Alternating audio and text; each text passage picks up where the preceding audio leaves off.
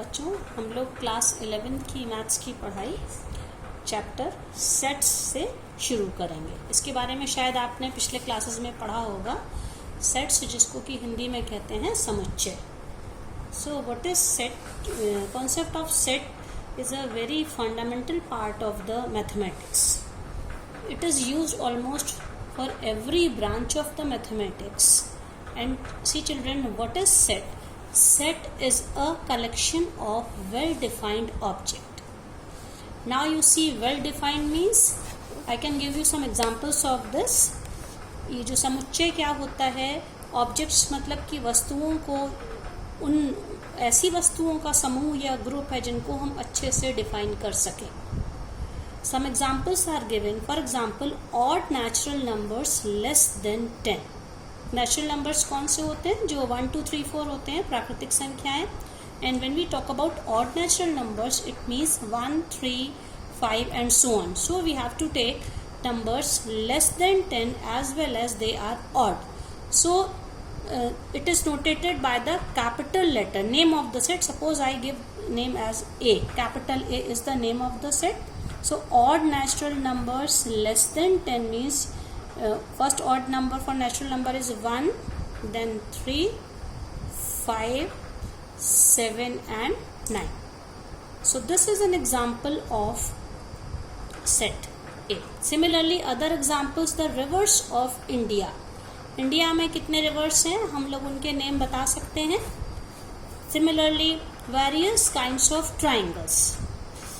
त्रिभुजों के विविध प्रकार. तो ट्राइंगल्स कौन कौन से होते हैं बच्चों? जिसे हम लोग कह सकते हैं isosceles triangle, scalene triangle, equilateral triangle on the basis of the sides as well as on the basis of angle. We can say right angle triangle, obtuse angle triangle और acute angle triangles.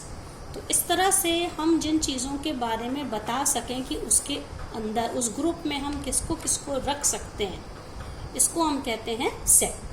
Other example is prime factors of 12 के अभाज्य गुणनखंड. So suppose we name it as B. So prime factors of 12 के तो बहुत सारे factors हैं, 1, 2, 3, 4, 6, 12. लेकिन इसमें से प्राइम नंबर्स कौन कौन से? 1 तो प्राइम होता नहीं है. सो 2, 3, क्योंकि 4 प्राइम नहीं है, 5 है ही नहीं इसका फैक्टर, 6 भी नहीं है. सो 2, 3 ये एक ऐसा सेट है.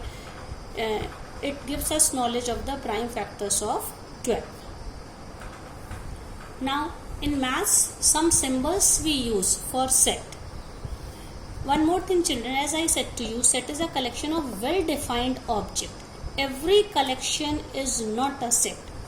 For example, if I say in your class the good natured girls of the class, you cannot list them, क्योंकि कुछ लोगों के लिए जो उनकी फ्रेंड्स है वो बहुत गुड नेचर्ड होंगी, दूसरों के लिए मान लो वो उतनी अच्छी नहीं हुई. Okay. Similarly the best writers of India. तो सबकी अपनी अपनी चॉइस है बुक्स पढ़ने की, किसी को कोई बुक पसंद है, किसी को कोई बुक पसंद है. तो हम ये फिगर आउट नहीं कर सकते हैं कि कौन से बेस्ट राइटर्स हैं इंडिया के. तो जिन चीज़ों को हम अच्छी तरह से डिफाइन नहीं कर सकते तो उनको हम सेट में नहीं काउंट करते हैं. और we can say set is a collection of well defined object. Well defined, this phrase is very important here. Okay. Now some sets which are frequently used in maths. Maths में कुछ sets, उनके symbols हम लोग use करते भी आए, आपने देखा होगा. इसमें सबसे पहला कैपिटल एन. कैपिटल एन क्या होता है? The set of natural numbers, प्राकृतिक संख्याओं का समुच्चय. नेचुरल नंबर्स कहाँ से स्टार्ट होते हैं? इसका एग्जाम्पल क्या हो सकता है? अगर हम यहाँ पे इसको लिखें तो एन में ये जो सेट है, और बच्चों सेट के लिए हमेशा ये सिंबल हम लोग ये मिडिल ब्रैकेट यूज करते हैं और करली ब्रैकेट. तो 1, 2, 3, 4 and so on. There is no upper limit. सबसे बड़ा नंबर हम नहीं बता सकते. ये एन है, set of natural numbers. Similarly Z क्या होता है? जेड सिंबल होता है इंटीजर्स. इंटीजर्स मतलब कि पूर्णांक. तो सेट ऑफ ऑल इंटीजर्स, कितने तरह के इंटीजर्स होते हैं? हम लोग के पास 3 तरह के इंटीजर्स हैं, negative integers, positive integers and zero. Zero integer है लेकिन ना तो वो नेगेटिव है ना पॉजिटिव है. तो जीरो के राइट साइड के जो नंबर्स हैं ये सारे पॉजिटिव एलिमेंट इंटीजर्स में आएंगे और 0 के जो लेफ्ट साइड है ये नेगेटिव इंटीजर्स में आएंगे। तो ये जो सेट है ये Z होता है set of integers. Similarly Q is the set of all rational numbers. Rational number क्या होते हैं आप लोग 6th 7th में सब पढ़ चुके हैं।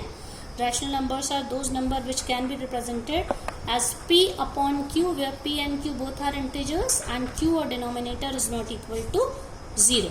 तो ऐसे सारे नंबर्स जो कि हम इसमें रैशनल नंबर्स में रख सकते हैं, ये इसमें इनफाइनाइट एलिमेंट्स हो सकते हैं, we can not count them. जैसे बहुत सारे एलिमेंट्स हम लोग ले सकते हैं। सपोज मैंने लिया 3/4, 0, -7, -8/9। कोई सीक्वेंस नहीं है, we can take any number here.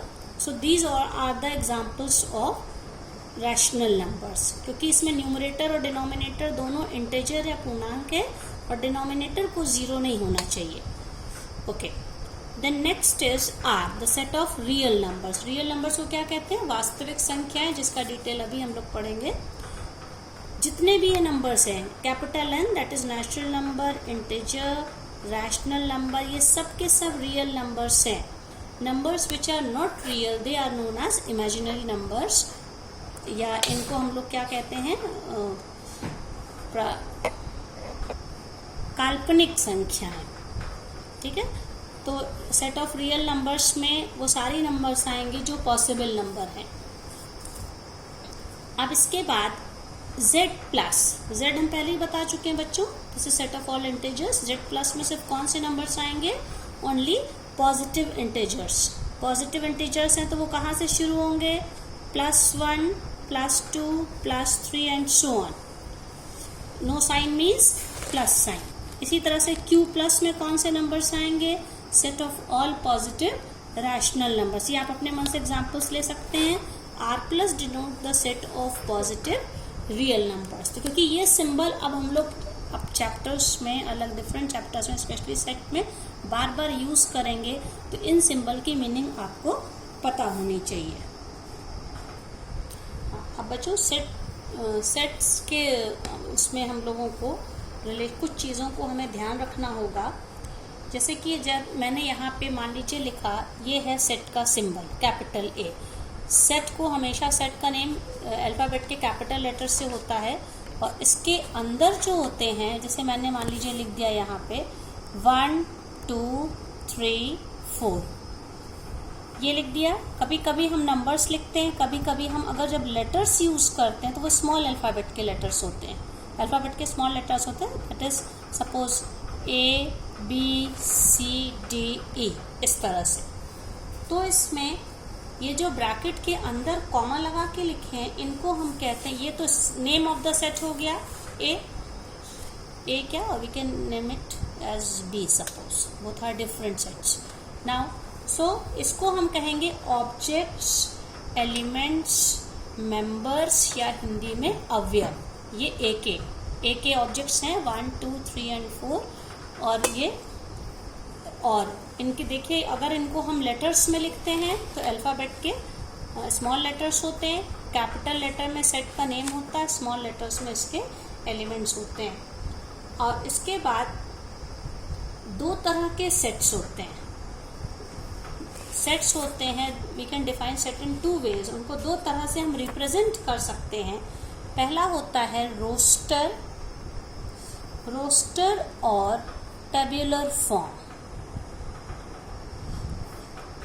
Roster और टेबुलर फॉर्म, इसको हम लोग कहते हैं तालिका या सूची विधि।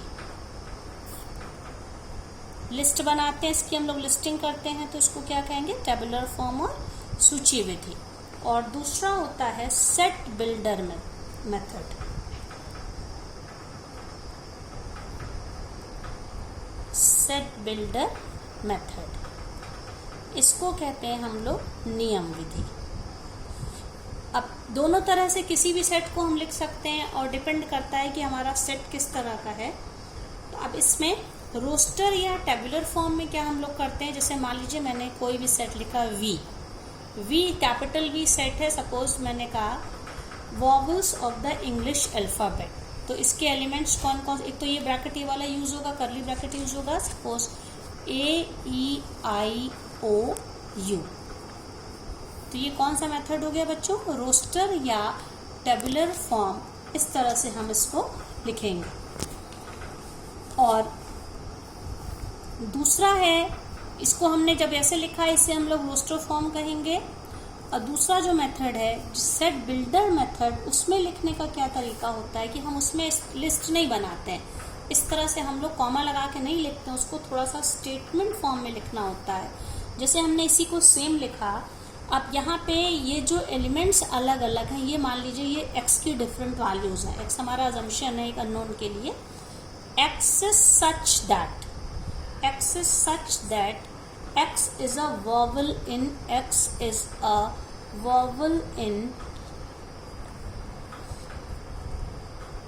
English alphabet।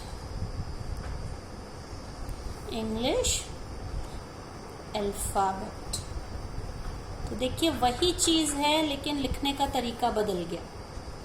इसमें हमने कॉमा लगा लगा के लिखा और इसमें हमने, दोनों का मतलब एक ही, जब हम लिस्ट इसकी बनाएंगे तो हमें यही मिलेगा।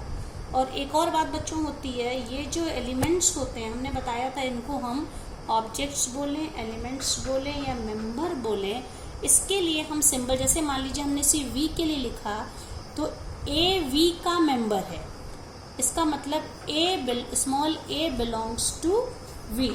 तो हम क्या लिखेंगे, a belongs to v, a का संबंध v से है और सिंबॉलिक फॉर्म में इसको इस तरह लिखते हैं, ये a belongs to v।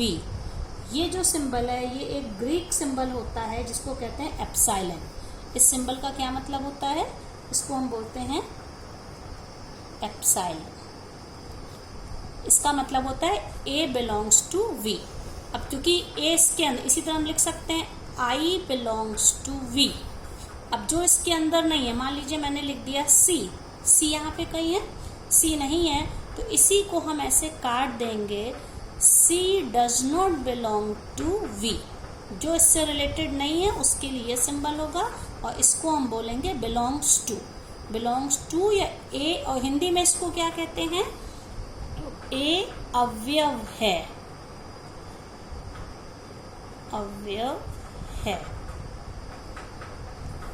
Belongs to के लिए, ठीक है। तो इस तरह से ये सिंबल में यूज होगा। और इसमें एक बात और है बच्चों, मान लीजिए कोई भी, क्योंकि हमने बोला set is a collection of well defined object, इसके साथ एक टर्म और आता है डिस्टिंक्ट। इसके जो एलिमेंट्स हैं वो डिस्टिंक्ट होने चाहिए। डिस्टिंक्ट का क्या मतलब रहता है कि नॉन रिपीटिंग। जैसे मान लीजिए मैंने लिख दिया a इज इक्वल्स टू, लिख दिया 1 2 3 1 2 1 4 5 7 7 9, मैंने मान लीजिए इस तरह से लिखा। अब इसमें बहुत सारे एलिमेंट्स रिपीट हो तो ये सेट का प्रॉपर ये रिप्रेजेंटेशन नहीं होगा, गलत तरीका होगा। यहाँ पे a में एलिमेंट्स को रिपीट नहीं होना चाहिए। तो हम 1 चाहे जितनी बार आया हम एक ही 1 2 3 4 5 7 9, ये इसका जो सेट का सही रिप्रेजेंटेशन होगा। इस तरह से हम इसको दिखाएंगे सेट को। मतलब डिस्टिंक्ट का मतलब है repetition is not allowed to represent any set. अब इसी में देखिए बच्चों, ये मेथड मैंने कहा था सेट बिल्डर मेथड, इसका हम कोई और एग्जाम्पल ले सकते हैं। जैसे मान लीजिए हमने एक सेट B बनाया और उसमें अगर हमको लिखना है 7 से छोटे नेचुरल नंबर, तो हम क्या लिखेंगे, x is such that x is a natural number, x is a natural number and, और क्या इसमें बोलना है, x की वैल्यू हमने कहा 7 से छोटे, मतलब कि x इज लेस देन 7। या इसको एक और तरीके से लिख सकते हैं, x is such that x belongs to n and x is less than 7। तो इसका मतलब 7 से छोटे ये कैपिटल N मतलब 7 से छोटे नेचुरल नंबर। तो क्या हो जाएगा, अगर अब इसी को हम रोस्टर या टेबुलर फॉर्म में सूची विधि में लिखेंगे तो बी सेट हमारा क्या हो जाएगा, 7 से छोटे नेचुरल नंबर्स, मतलब 1 2 3 4 5 6। तो एक ही सेट को लिखने के दो तरीके हैं, ये टेबुलर फॉर्म है, रोस्टर फॉर्म है, तालिका या सूची विधि है, और ये कौन सा है, सेट बिल्डर मेथड।